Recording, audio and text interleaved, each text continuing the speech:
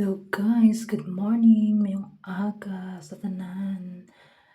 For today's video ay kakain na naman tayo ng ating almusal guys. So, today is kakain tayo ng manaish. Yung tawag dito ay manaish, manoshi.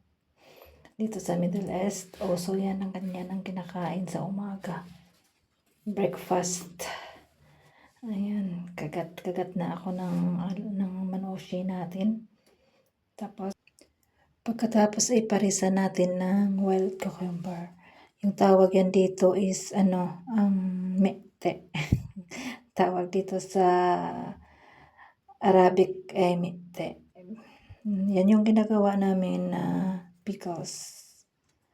Meron din cucumber na pwede din gawing pickles pero ganyan masarap yan. Ang ganyang klaseng wild cucumber is masarap yan na gawing pickles. Isang manoshi lang yan guys, sinati ko.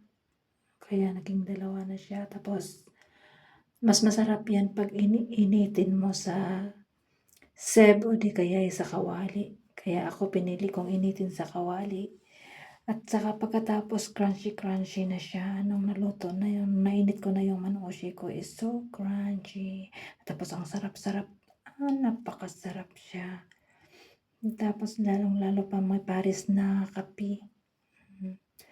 Almusal na yan guys. Busog na busog ka na yan. Isang manoshi. Malaking tinapay na yan. Wala nang kanin-kanin. Manoshi lang. Tapos yung nilagyan ko sa loob, manoshi na za'atar yan. Yung parang may nuts na maliliit ay sa loob. Tapos nilagyan ko lang ng curry. Yung sandwich curry. Ayan, sarap siya. Kaya kayo guys, kung sino dito ang sa Middle East, yan ang masarap natin kainin, no? Pwede na yan. Almusal natin. Kahit na wala ng kanin. Ay, ganyan. Ganyan ang uso dito na kinakain sa umaga. Kahit na di ka nang kumain ng kanin, okay na yan. Matagal ka nang magutom. Kaya nga nung kumain ako nung agahan ko na ganyan, anong oras na ako kumain ng tanghali ko. Kasi parang matagal ako magugutom.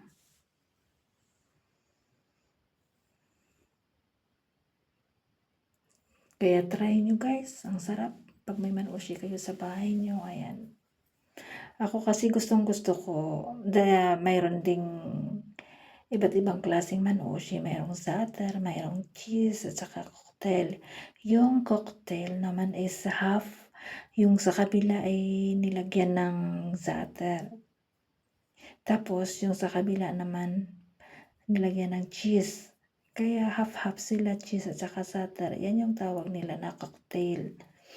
Mix ba yung za'atar at saka cheese. Pero kung gusto mo lang na za'atar lang, ayan, yung may nuts silang maliliit. Tapos nilagyan ko na lang ng cheese sa loob niya. Hinalo ko yung cheese sa za'atar. Tapos ayaw kong makapal yung za'atar niya. Yung hindi ko alam kung anong ibig sabihin yan ng parang may maliliit sila na nilagay sa loob. Tapos hinaluan nila ng nuts na maliit. Yung tawag sa amin is lunga. Yan yung halo niya.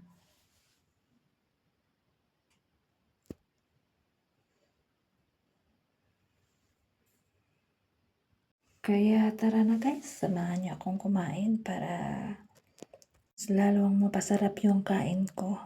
So, kuha na rin kayo ng pagkain nyo. Tsaka sabay-sabay na tayong kumain.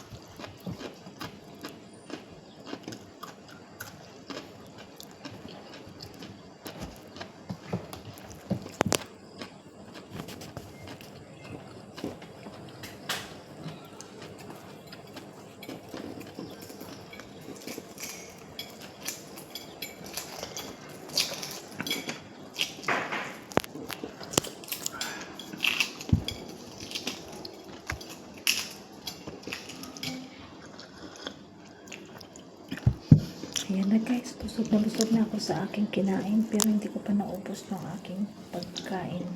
Kaya nga dito na lang muna ang aking video guys. Thank you so much for watching.